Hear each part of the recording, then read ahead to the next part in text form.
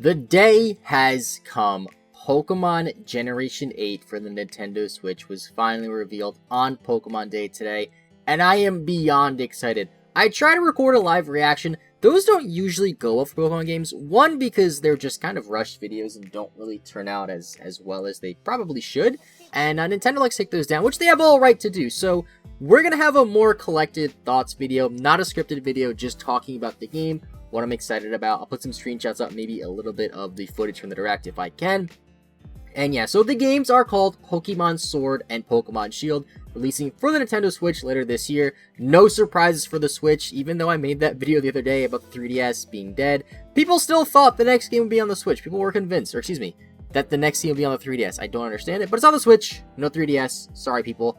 Sword and Shield. The Galar region kind of reminds me a little bit of England. It's looking like a UK type vibe. Nothing really confirmed. There was a scene where it looked like you were running onto a soccer field or football field, depending on where you live, I guess. And the trainer had 227 on the back, which I thought was cute because, you know, 227 Pokemon Day. Didn't get that at first, then I realized. Also, the trailer at the very beginning, it showed like trainers battling and walking around the region, whatever like that. And it didn't show like any new Pokemon at all until the start, which I'll get about in a second.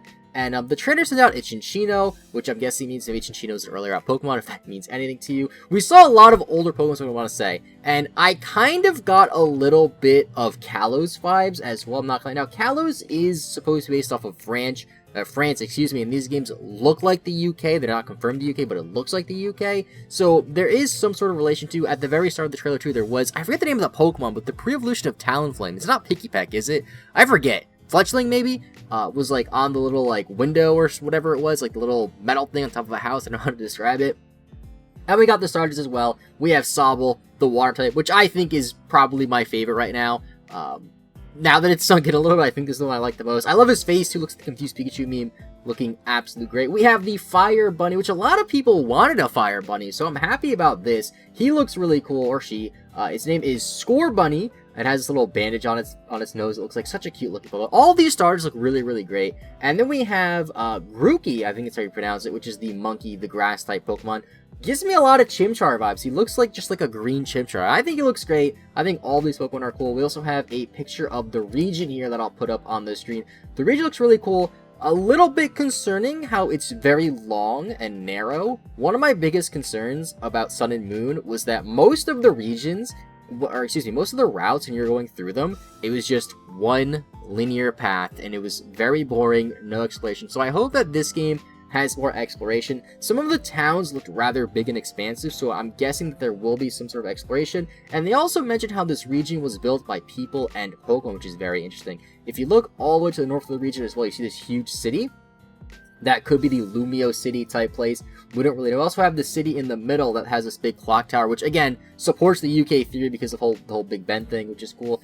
And then we have this place kind of in the middle, right under the mountains. That kind of looks like it could be an Elite Four area. Maybe some sort of secret base, maybe the Evil Team's base. I don't really know. And then all the way south, you see a few houses, and that's probably going to be the starting town. Now, there is a lot of blank space, it looks like, so I'm wondering if it's going to be open fields, or if maybe they intentionally left out cities on this very first map. Maybe this is not a completed map.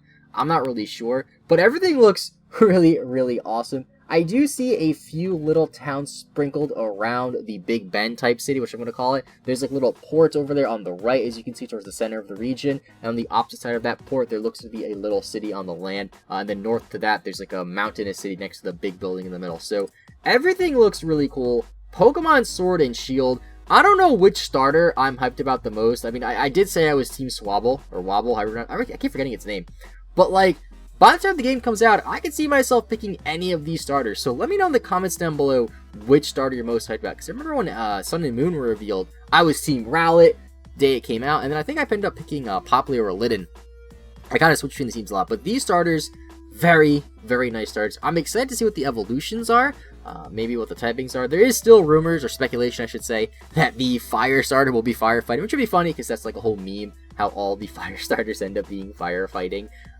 They did also mention, did I mention this? I don't even know, that the region was created by Pokemon and people. I'm not really sure what that means, but I feel like that has to tie into the story in some way, shape, or form. I feel like Melton is gonna have some sort of role here, because there was a lot of like gears turning in the trailer and stuff like that, and a lot of things that sort of hinted towards like a Melton-like Pokemon or some sort of mechanical Pokemon similar to Melton.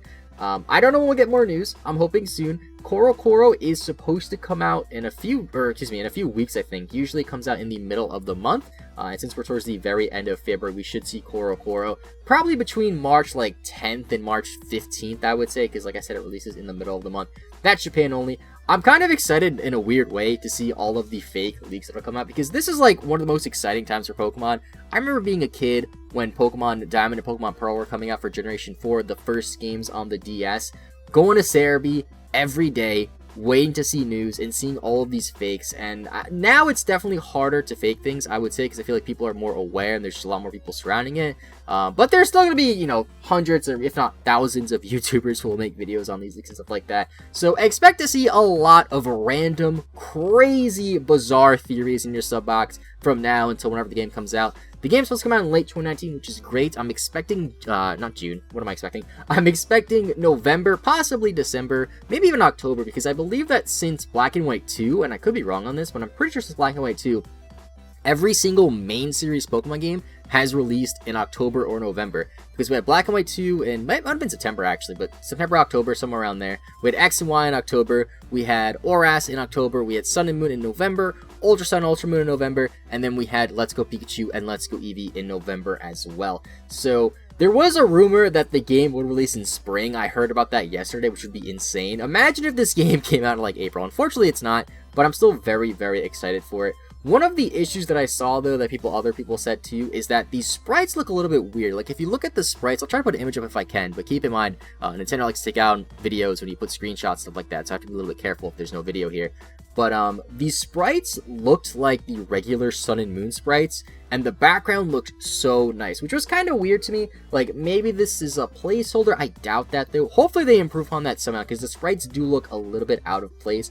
Other than that, I don't really have too many big complaints. You know, the game was just revealed. We have very little information. There really is not that much known about it. I wonder if there's going to be gyms. You know, maybe we'll do something like Sun and Moon and Ultra Sun, Ultra Moon in Generation 7. Where you have like the Kahunas or whatever they called them and the island tribes. I personally wasn't that big of a fan of those. I definitely prefer the traditional 8 gym style with the Elite 4. Luckily, Sun and Moon did not get rid of the Elite 4, so that was a plus.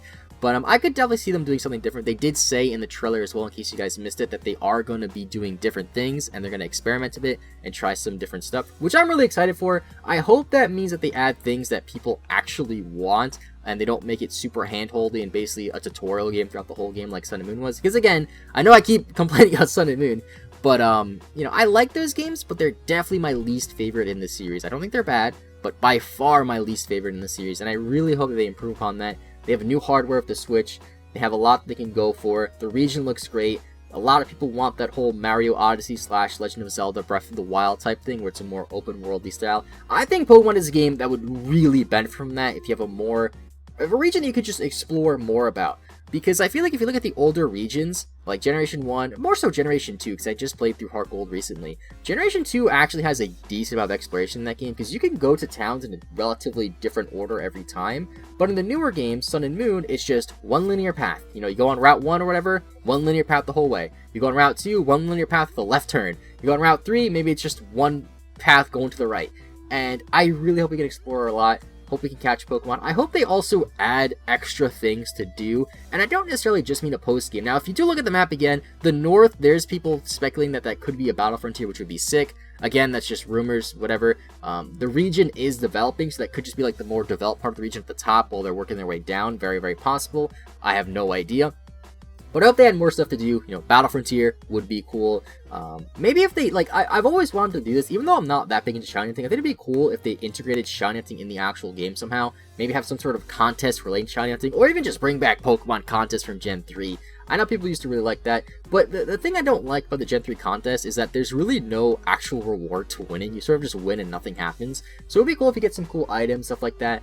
Maybe have some sort of missions to do or side quests. I could see them taking somewhat of a, like I said, with the open world style route. maybe take some influence from Animal Crossing, where you could go on specific quests for people that you don't have to, that are optional, maybe get some cool items from that, or maybe some cool event exclusive of Pokemon. And one thing that I thought was kind of weird as well is if you look at the titles of the game, the whole icons for the game, I should say, Pokemon Sword, Pokemon Shield, there's this little dog-like thing on the top of the sword and top of the shield. I wonder if that's a legendary Pokemon. I wonder if that's supposed to be like the, you know, every generation has like that third legendary, so to say. Like we had Giratina in 4th generation, we had Zekrom, we had Kyurem in generation 5. I wonder if that's a legendary Pokemon or what that is. Maybe it's something that's already revealed and I'm missing it, but I don't know what that's supposed to be.